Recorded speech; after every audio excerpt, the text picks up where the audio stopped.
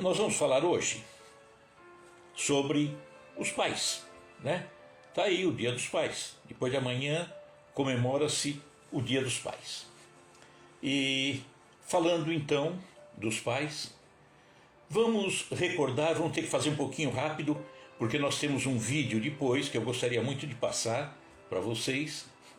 Vamos lembrar que há 2000 anos a demonstração de amor ainda era algo um pouquinho difícil para o homem, o ser humano masculino, né?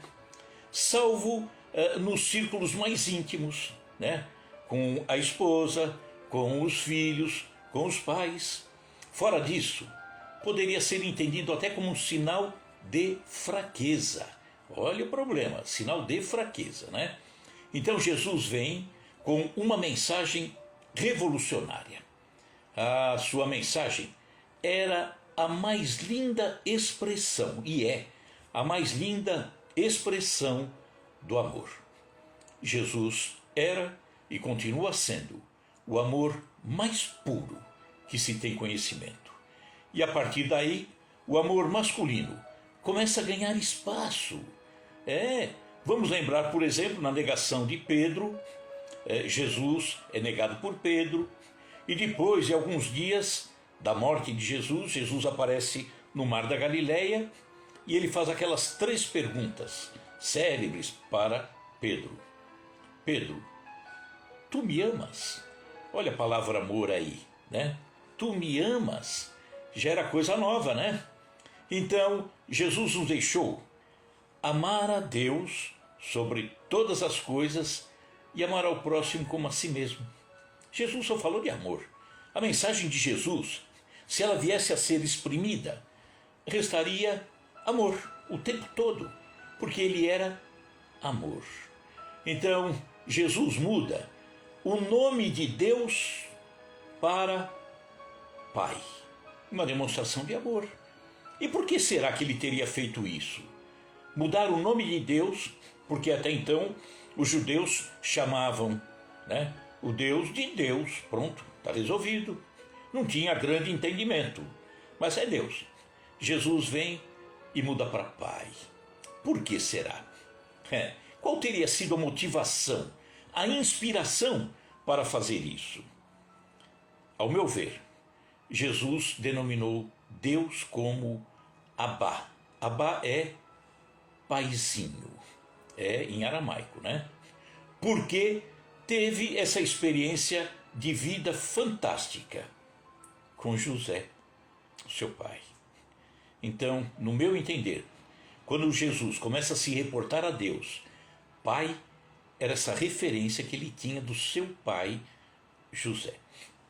Então, vamos começar vendo um pouquinho de José, o pai de Jesus, há 2000 anos. José, o mais esquecido da Sagrada Família. José ficou meio de escanteio, né? Meio de lado. Silencioso. José não deixou, pode procurar nos evangelhos, não deixou uma única palavra. O silêncio é a essência de José e a de quem ele personifica, que é o Pai, né? Deus. Então José no silêncio.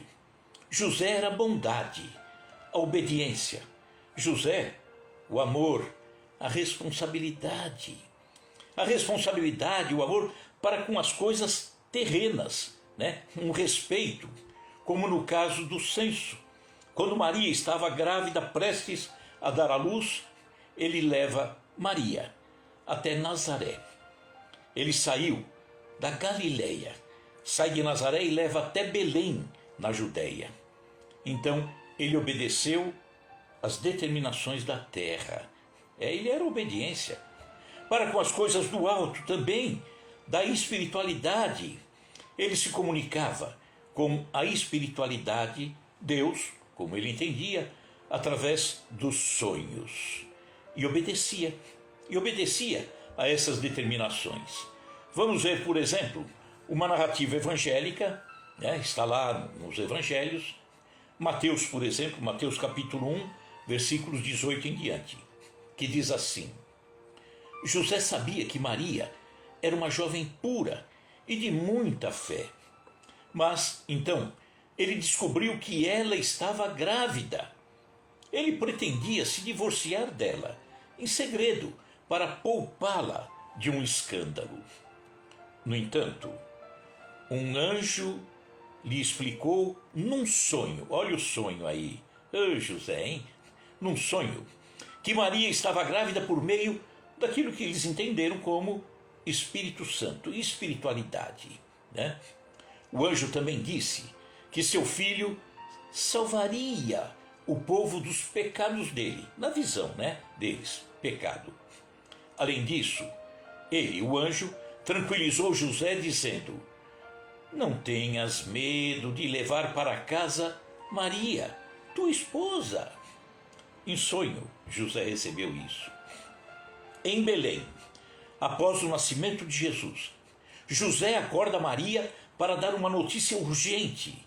Lá em Belém, o anjo de Deus acaba de aparecer a ele num sonho, dizendo: levante-se, José, pegue a criancinha e a mãe, Maria, para que os dois, junto com você, possam fugir para o Egito. E fiquem ali, lá no Egito, até que eu o avise, porque Herodes está prestes a procurar a criancinha para matá-la.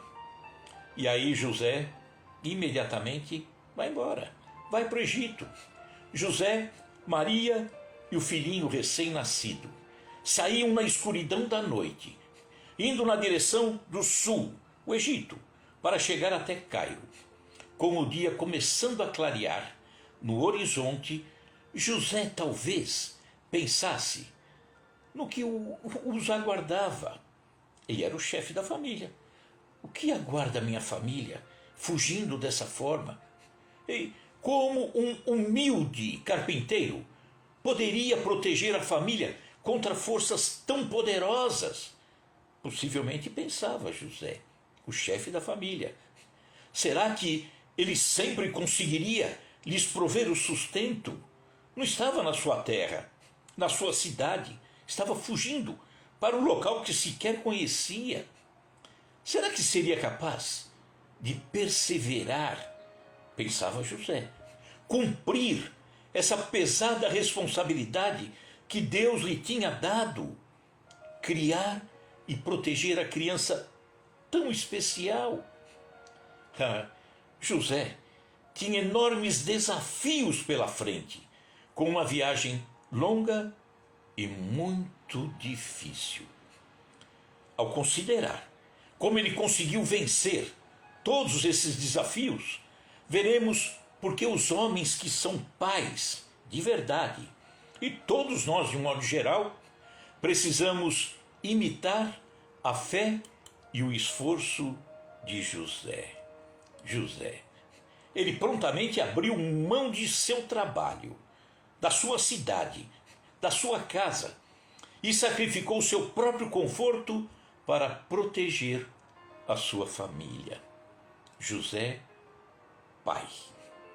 Vamos ver em Mateus, capítulo 2. Morto, porém, Herodes, acabava de morrer. Eis que o anjo do Senhor apareceu num sonho a José no Egito. Sempre no sonho, né? José é fantástico. E o anjo disse: levanta-te, José, e toma o menino e sua mãe, e vai para a terra de Israel, porque já não está, mas lá já está entre os mortos aqueles que procuravam a morte do menino.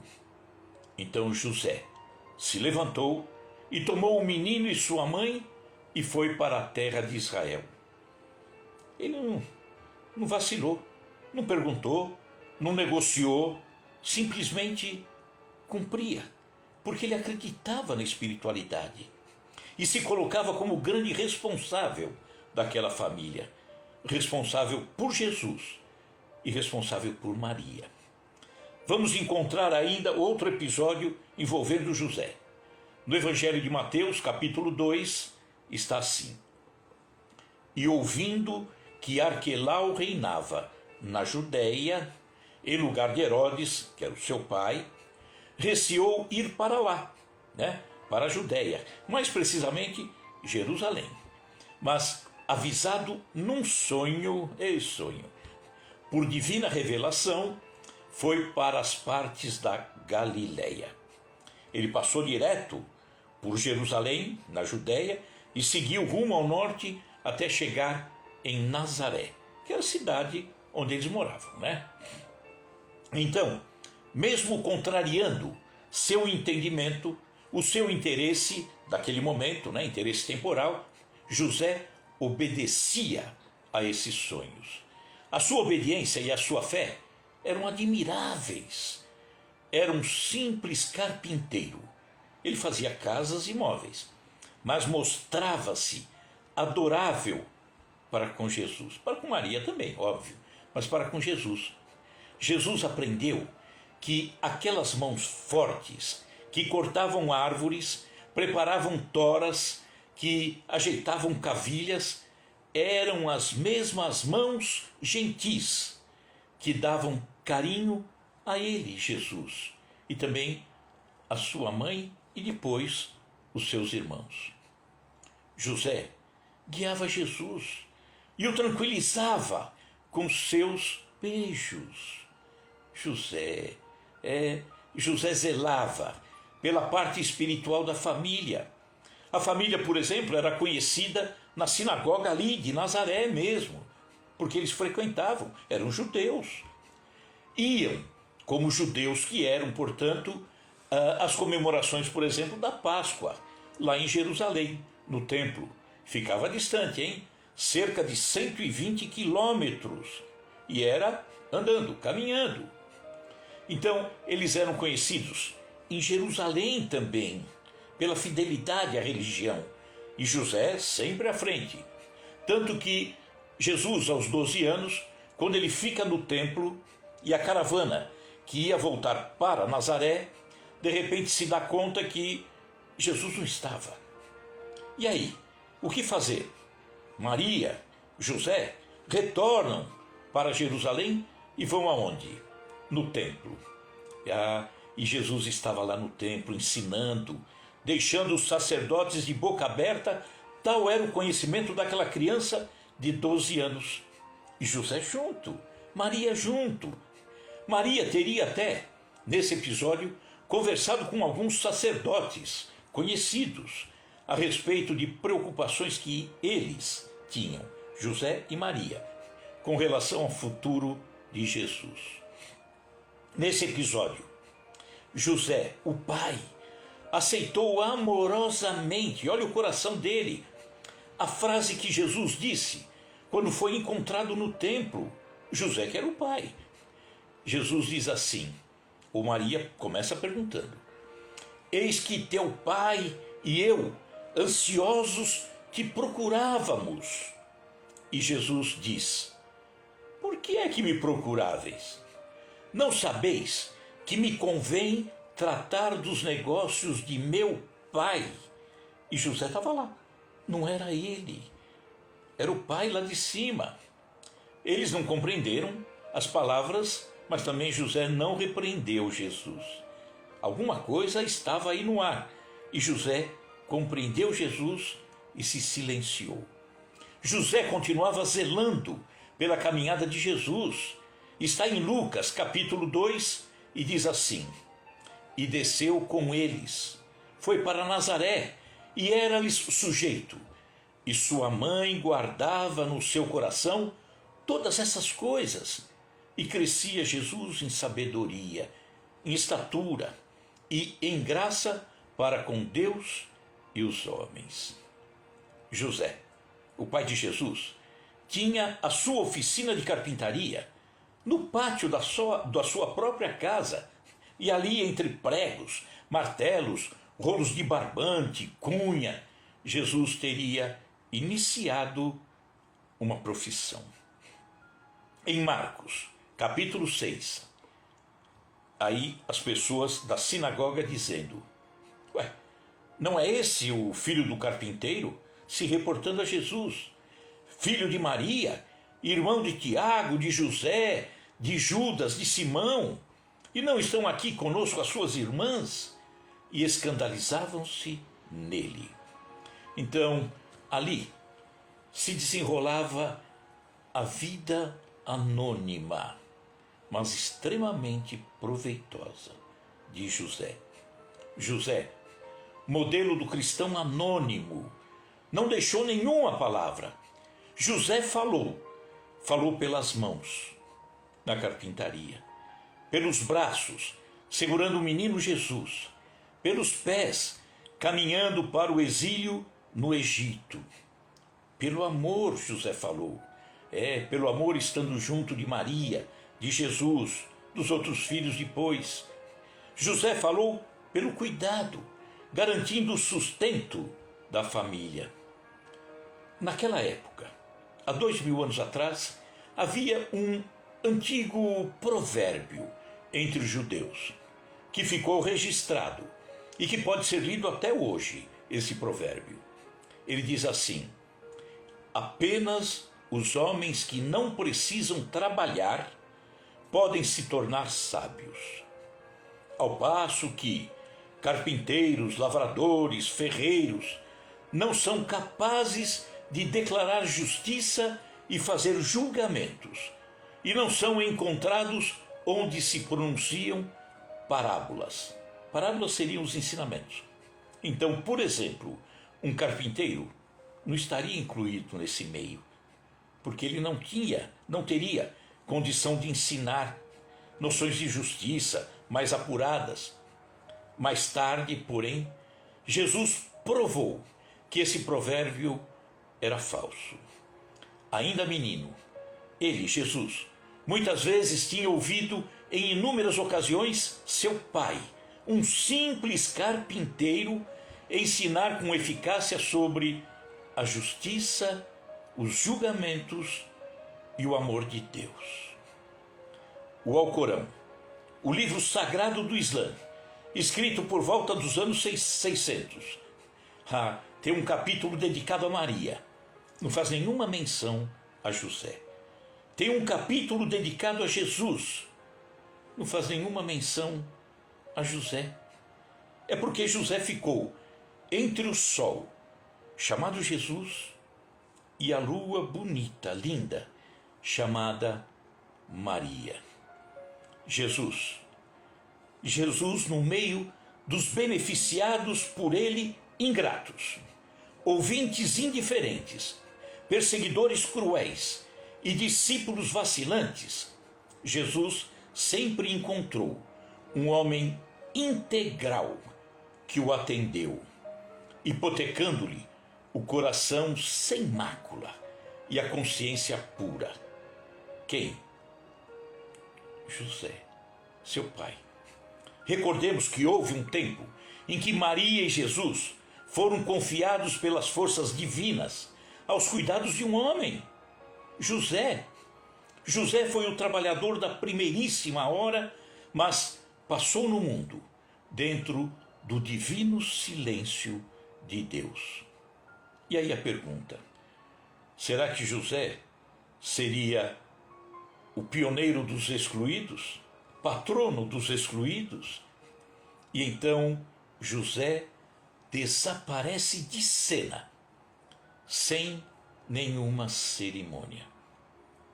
José passou, mas deixou a sua marca, o grande pai de Jesus. E agora vamos perguntar: e quanto ao seu pai? Quanto ao meu pai? Quanto ao nosso pai aqui na terra, né?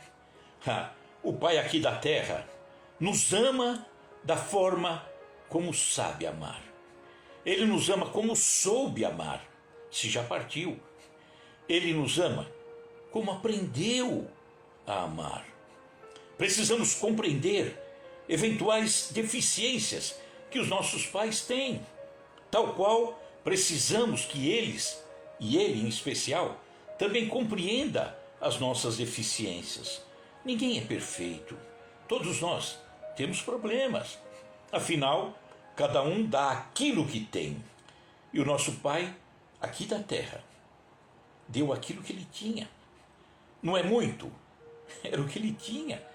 Não deu mais, porque talvez não tivesse, não lhe ensinaram, mas nos ama. Então, importante é o esforço que empreendemos para fazer sempre melhor, a cada novo instante. E é por isso, então, que precisamos agradecer sempre o Pai da Terra.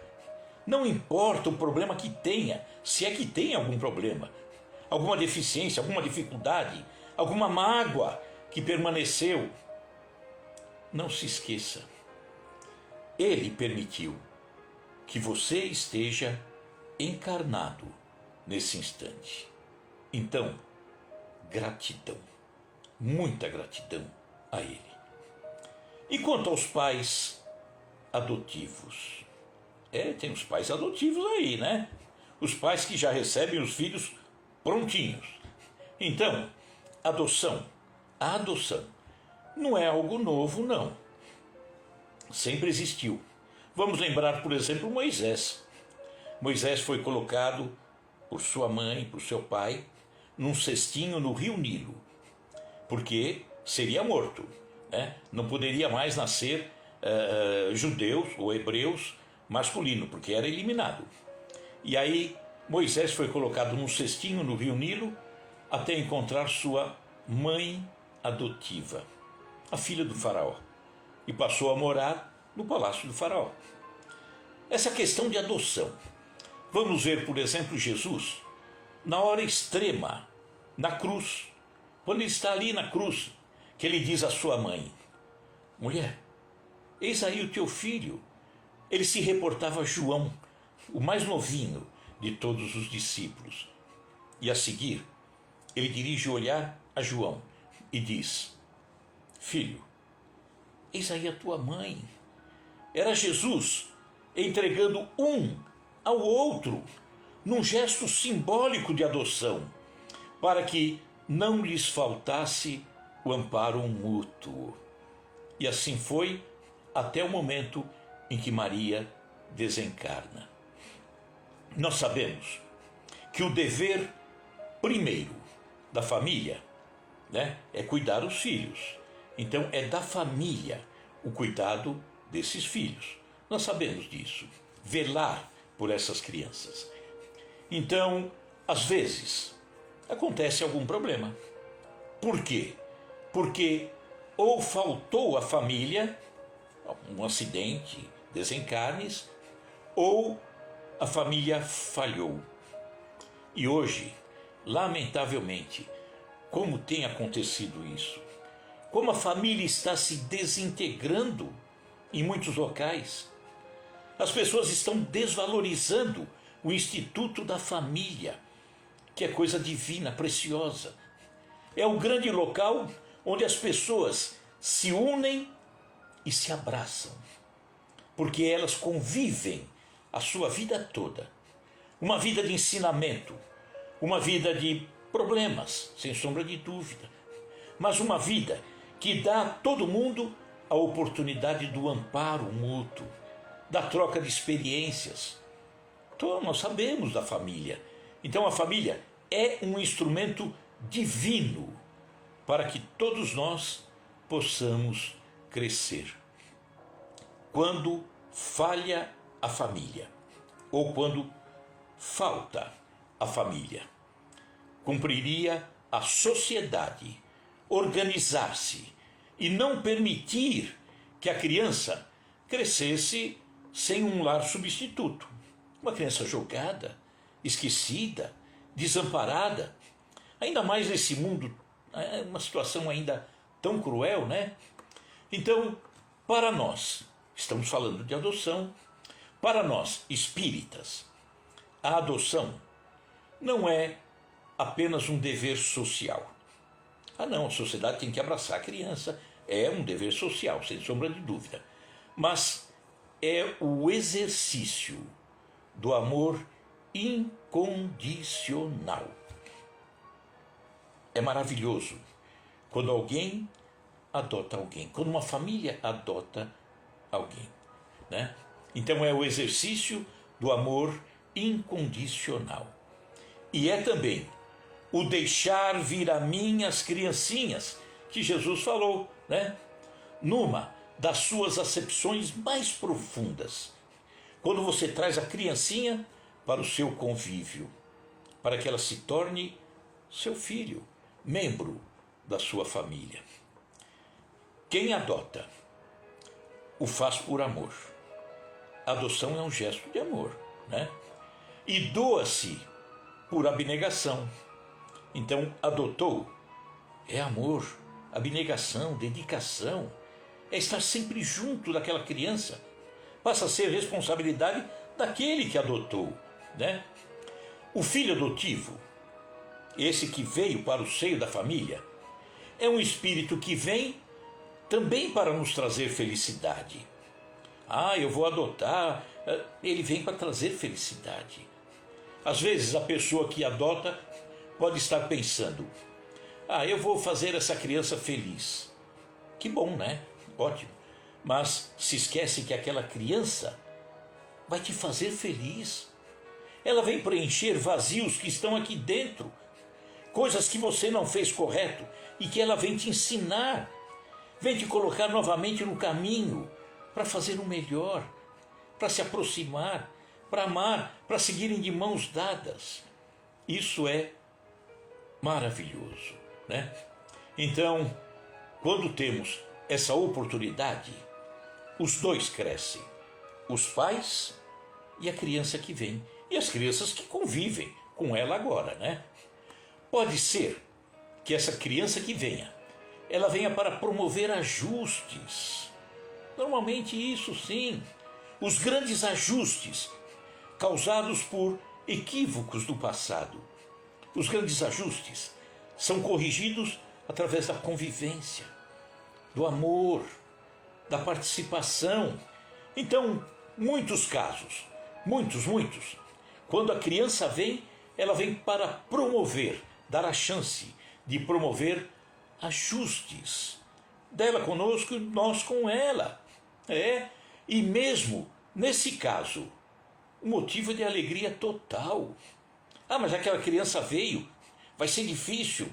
Não, vai ter a convivência necessária para que haja aproximação, para que aprendam a se amar e se amar intensamente. A espiritualidade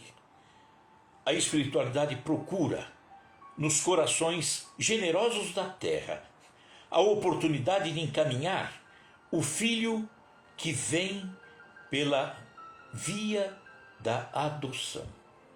Eles estão procurando, né? E sempre tem o espaço, porque sempre há compromissos entre aquele que vem e aqueles que aqui estão. Emmanuel, aquele que foi o mentor do nosso querido Chico, né? Ele nos fala, olha bem esse trecho que Emmanuel fala sobre filhos adotivos, sobre pais adotivos. Ele diz nessa mensagem, cujo título é Filhos Adotivos, ele fala: muitos de nós, nas instâncias do pretérito, lá do passado, teremos pisoteado os corações afetuosos que nos acolheram em casa, os pais. Muitos filhos maltrataram seus pais, pisotearam seus pais, seja escravizando-os aos nossos caprichos de filho, ou apunhalando-lhes a alma a golpes de ingratidão, desacreditando-lhes os esforços e dilapidando-lhes as energias. Quase sempre lhes impusemos aflição por reconforto, a exigir-lhes sacrifícios incessantes, até que lhes ofertamos a morte em sofrimento, pelo berço que nos deram em flores de esperança. Ele falava da ingratidão dos filhos. E ele diz: um dia, no entanto, desembarcados no mais além, ou seja, após a morte desses filhos, ou desse filho, percebemos a extensão de nossos erros e de consciência desperta, lastimamos as próprias faltas. Corre o tempo, diz Emmanuel, corre o tempo. E quando aqueles mesmos espíritos queridos, que nos serviram de paz, na outra vez, retornam à Terra, em alegre comunhão afetiva, ansiamos, esses filhos do outro lado, ansiamos retomar-lhes o calor da ternura, mas, nesse passo da experiência, os princípios da reencarnação, em muitas circunstâncias, tão somente nos permitem desfrutar-lhes a convivência na posição de filhos alheios, que vieram por outros ventres. Talvez não possa mais naquele ventre de uma mãe do passado, a fim de aprendermos a entesourar o amor verdadeiro, nos alicerces da humildade. Bonita página de Emmanuel. Kardec, o nosso codificador, afirmou: não são os da consanguinidade os verdadeiros laços. Laços de família. Não é exatamente o sangue que corre. É também, em muitos casos, né? E sim, os laços da simpatia e da comunhão de ideias, os quais prendem os espíritos, juntam antes, durante e depois de suas encarnações. Então, nem sempre família significa ter nascido na mesma casa. Nem sempre. Família é o sentimento, é a afinidade, é o carinho. Então, no seio da família, recebemos irmãos que têm uma afinidade fantástica, maravilhosa conosco. Já nos acompanhamos ao longo de tantas e tantas encarnações, ora como pai, ora como filho, ora como esposo, ora como esposa, não importa, mas vivemos unidos. E quando surge alguém cuja afinidade não tem a mesma força, nós trabalhamos para que se torne afinidade com a mesma intensidade. Por quê? Porque essa família não para de crescer. Essa família, o número de familiares que temos do outro lado sequer imaginamos. E aqueles que recebemos aqui, todos são da família. E se não são, vão passar a ser através do trabalho que cada um de nós executa com amor, com carinho e com dedicação. Então, não há nada que gratifique mais uma pessoa que adota do que a certeza de que, no mandamento amar ao próximo como a si mesmo, abrange, por exemplo, o ato de transmitir valores positivos. Os exemplos faz parte. Amar o próximo, amar o filho, é dar exemplos, bons exemplos. Servir como referência a essa criança, para que ela aprenda realmente. Ajudar um adolescente, um filho adolescente, a adquirir autonomia. Nós temos os filhos, não para ficar presos a nós. Nossos filhos vieram para o mundo, para a experiência no mundo. Mas como que eu vou saber se meu filho está caminhando bem? Transmita a ele coisas boas. Quando você transmite amor, responsabilidade a esse filho, você não precisa estar em cima dele. A consciência dele sabe o que é que ele está fazendo, o que é que porventura ele está falhando. Abrigar uma criança é também dar amor e limites, porque as crianças, se deixar por conta delas, muitas vezes querem só amor e liberdade. Não, amor e limites. Sim, explicando o porquê, sempre. Estar com os filhos é enfrentar desafios da paternidade como outra qualquer. ser pai de um filho biológico ou de um filho adotivo é a mesma coisa. Rigorosamente a mesma coisa. Não há diferença nenhuma. Então, concretizada a adoção, não existe mais filho adotivo e pai de adotivos. Simplesmente filho e pai. É assim que precisamos entender. É dessa forma que precisamos trabalhar para que isso de fato aconteça. Nós vamos colocar aqui um filminho. Deixa eu só tirar aqui que ficou o som.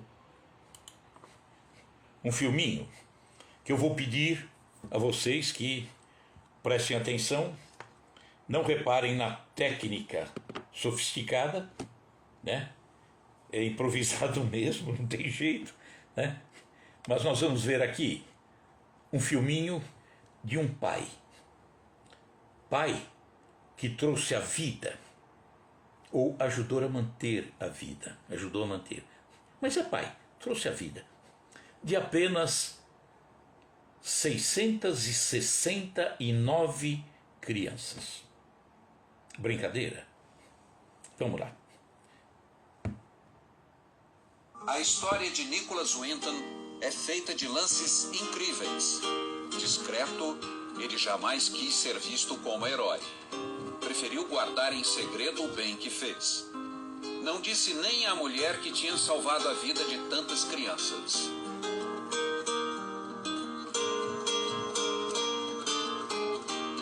Ao arrumar o sótão de casa, ela descobriu por acaso um velho álbum coberto de poeira.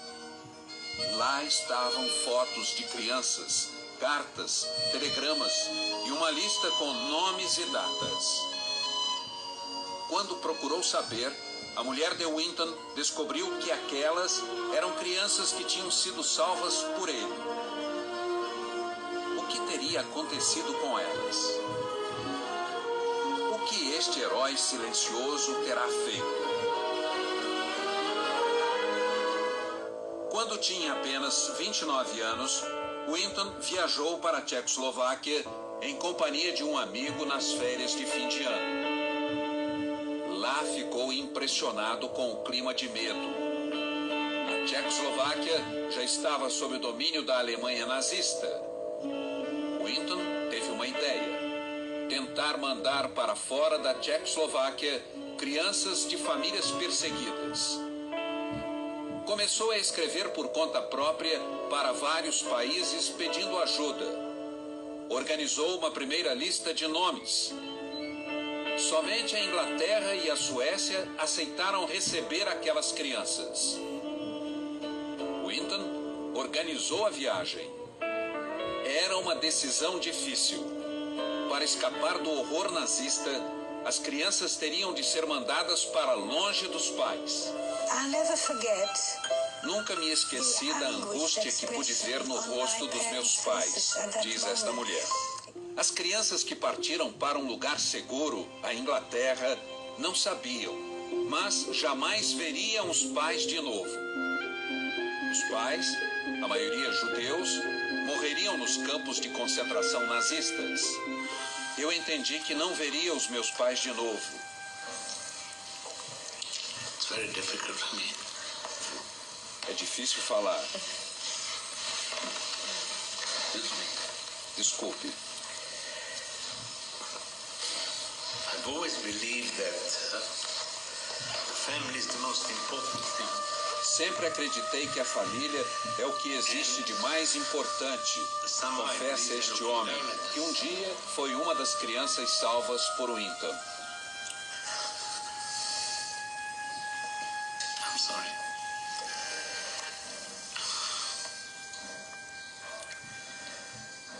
And I'll have a letter.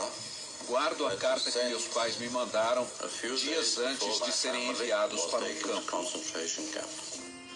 Se é verdade que quem salva uma vida salva a humanidade, o que dizer de quem salva 669 vidas? Quando as crianças desembarcaram na Inglaterra, Lá estava Nicholas Winton esperando por elas. Uma imagem rara registra Winton na plataforma de desembarque com uma das crianças. Winton só lamenta que o último trem, que traria 250 crianças, não tenha conseguido sair da Tchecoslováquia. O início da guerra, no dia 1º de setembro de 1939, tornou a viagem impossível. Nenhuma das crianças que não conseguiram embarcar sobreviveu. Também foram mandadas para os campos de extermínio.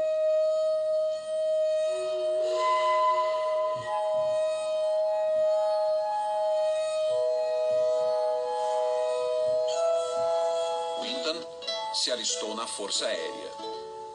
As crianças que tiveram tempo de embarcar para a Inglaterra na caravana organizada por Winton foram encaminhadas para casas de família e abrigos. Winton nunca falou sobre o que tinha feito. Espalhadas por vários países, as crianças cresceram sem ter notícias do benfeitor. O bem que Winton fez rendeu frutos.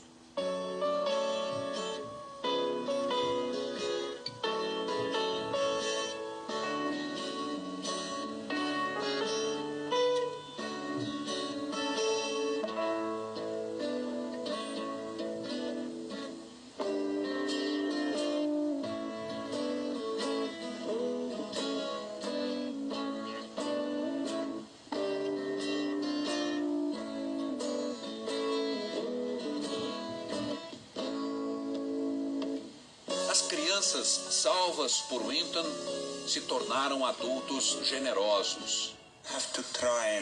Para expressar a gratidão pelo que aconteceu comigo, tento ajudar os outros. Adotei 3 crianças. Hoje, trabalho 2 dias por semana como voluntário num hospital infantil. Uma das melhores características do ser humano é a decência. Nicholas é um dos seres humanos mais decentes que conheci. Desde que a história de Winton se tornou pública, ele começou a receber todo tipo de homenagens. A rainha da Inglaterra chamou ao palácio para entregar uma condecoração. O governo da República Tcheca fez uma grande homenagem. O presidente dos Estados Unidos mandou uma carta de elogios e agradecimentos. Mas o agradecimento mais comovente veio daqueles que Winton um dia salvou da morte certa. Um programa de TV em inglês encheu o auditório de sobreviventes que foram salvos por ele quando eram crianças, mas nunca o tinham encontrado. Primeiro, a apresentadora avisa a Winton que a mulher sentada ao lado tinha sido uma das crianças que ele salvou.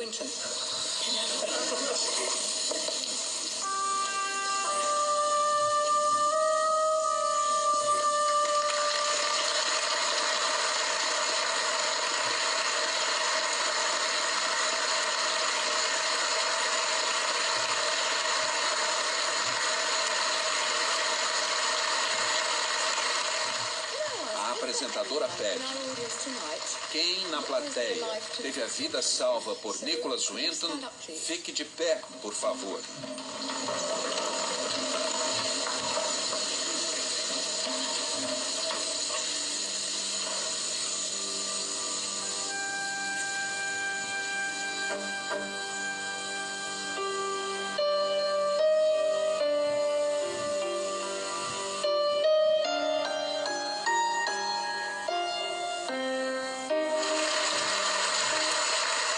O agradecimento vem em forma de aplausos demorados e lágrimas.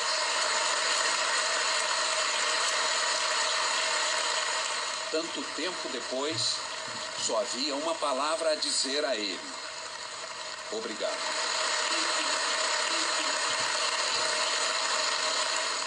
O que é que o herói discreto tem a dizer sobre o que fez? 669 crianças. Se tornou pai. 669 crianças. Nicholas Winton. Então, quando falamos de pai, às vezes começamos a imaginar, né? Meu pai tinha problemas, meu pai era uma pessoa dura, era uma pessoa rígida. A gente vai achar defeitos, né? Sempre vai achar.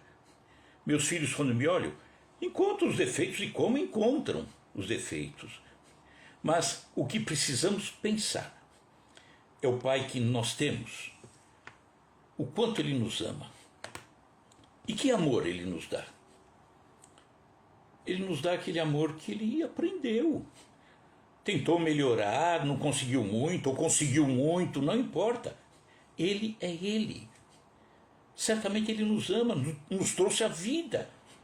Então, que a gente aprenda a entender os nossos pais. Por que eu falo muito isso? Porque uma vez, na minha casa espírita, nossa querida fraterna, fazendo um atendimento fraterno, veio uma pessoa e disse: eu não gosto do meu pai, não suporto meu pai, sei lá, alguma coisa assim, faz tanto tempo. E aí, mas por quê? Não, porque ele tinha problema aqui, problema lá, era bebida, não sei lá, falou um monte de coisas. Eu falei, mas você, está tudo bem, tua vida é uma perfeição, ou você tem dificuldades? Não, tenho, ninguém é perfeito, seu pai também não. Seu pai também não é perfeito. E o que ele deu para você? Bom, primeiro ele começou dando a vida que você está aqui. Só por aí você já tem que agradecer. Por quê? Porque essa existência, essa caminhada, é uma bênção.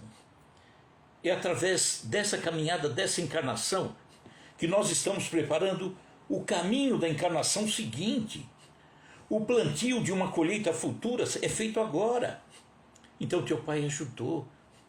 Se ajudou muito, ajudou pouco, ele ajudou o que sabia. Como você, como pai, também está ajudando seus filhos da maneira que sabe. Cabe a cada um de nós nos esforçarmos o máximo possível para sermos, a cada novo instante, melhores pais. Precisamos fazer isso. Então, ser pai é estar atento. Estar atento na vida do filho. No mundo de hoje, com a droga aí, né, graçando de uma forma tão violenta, a violência imperando, né, os interesses imediatos. Os jovens hoje, muitas vezes, seduzidos pelas coisas da terra, não querem dar tempo para um trabalho e aí conseguir aquilo que eles sonharam. Eles querem conquistar de uma maneira imediata e começam num caminho errado. Um pai auxiliando, ajudando, explicando, exemplificando, cobrando, sendo rígido, sendo duro. Olha, eu faço isso com você porque eu te amo. Não quero que você se perca. Quando nós fazemos da melhor forma o que o coração nos ensinou e vamos buscando entender cada vez mais, nós seremos filhos cada vez melhores. Então, depois de amanhã é Dia dos Pais, né? Nós queríamos então transmitir aos nossos pais o nosso carinho, a nossa gratidão. Meu pai que está lá do outro lado, né, deve estar nos acompanhando, sabe o quanto o amo, porque eu sei também o quanto ele me ama, né, o esforço dele. Mesmo que o nosso pai não esteja aqui, encarnado, a doutrina espírita nos dá essa chance, né? Aí não está encarnado? Tá.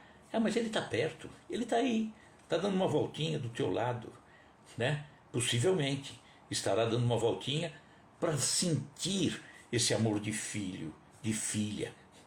Então, a todos eles, encarnados, desencarnados, adotivos, não importa, todos eles, a nossa gratidão e o nosso respeito. A todos eles, um feliz Dia dos Pais. Combinado? Vamos lá. Vamos encerrando então. Vamos fechando os nossos olhos. E Jesus. Mas hoje Jesus dá um espaçozinho para nós, né?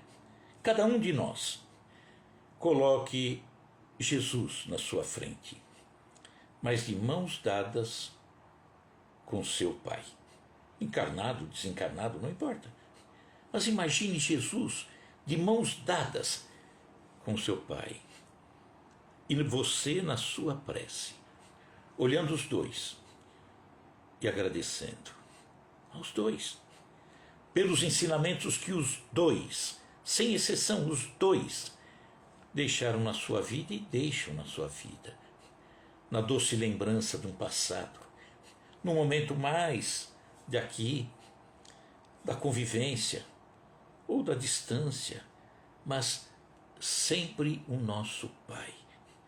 Então, nessa prece, pedimos que Jesus auxilie a todos nós, e em especial, um grande abraço, um enorme abraço ao nosso Pai, com toda a nossa gratidão. Que assim seja, graças a Deus. Então, queridos amigos, você aí que é pai, feliz Dia dos Pais, e que na semana que vem a gente possa novamente estar juntos. Combinado? Obrigado pelo carinho, pela paciência e seguindo em frente sempre. Tá bom? Tudo de bom, pessoal. Bom final de semana e boas comemorações do Dia dos Pais. Obrigado. Tchau, tchau.